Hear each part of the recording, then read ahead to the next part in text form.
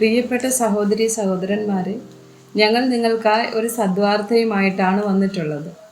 2025 ജനുവരി 1 മുതൽ 365 തലക്കെട്ടുകൾ ഉൾപ്പെടുത്തിക്കൊണ്ടുള്ള വർഷം മുഴുവൻ പ്രാർത്ഥിച്ച് ധ്യാനിക്കാനുള്ള വചനങ്ങൾ ഞങ്ങൾ പങ്കുവയ്ക്കുന്നു.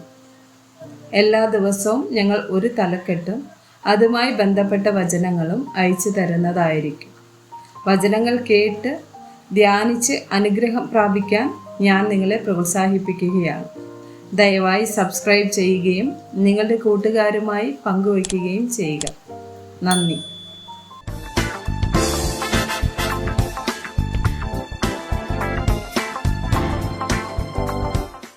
ദിവസം 164.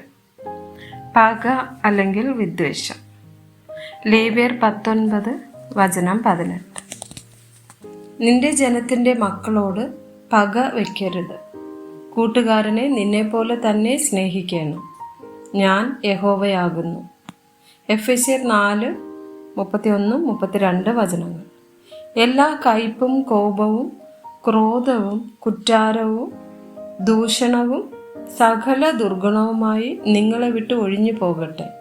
നിങ്ങൾ തമ്മിൽ ദയയും മനസ്സലിവുമുള്ളവരായി ദൈവം ക്രിസ്തുവിൽ നിങ്ങളോട് ക്ഷമിച്ചതുപോലെ അന്യോന്യം ക്ഷമിപ്പിൻ.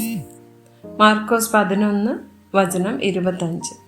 നിങ്ങൾ പ്രാർത്ഥിപ്പാൻ നിൽക്കുമ്പോൾ സ്വർഗസ്ഥനായ നിങ്ങളുടെ പിതാവ് നിങ്ങളുടെ പിഴകളെയും ക്ഷമിക്കേണ്ടതിന് നിങ്ങൾക്ക് ആരോടെങ്കിലും വല്ലതും ഉണ്ടെങ്കിൽ അവനോട് ക്ഷമിപ്പിൻ.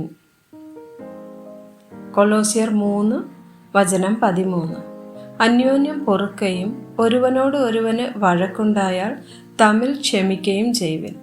റോമർ 12 വചനം 19. പ്രിയമുള്ളവരെ, നിങ്ങൾ തന്നെ പ്രതികാരം ചെയ്യാതെ ദൈവകോപത്തിന് ഇടം കൊടുപ്പിൻ.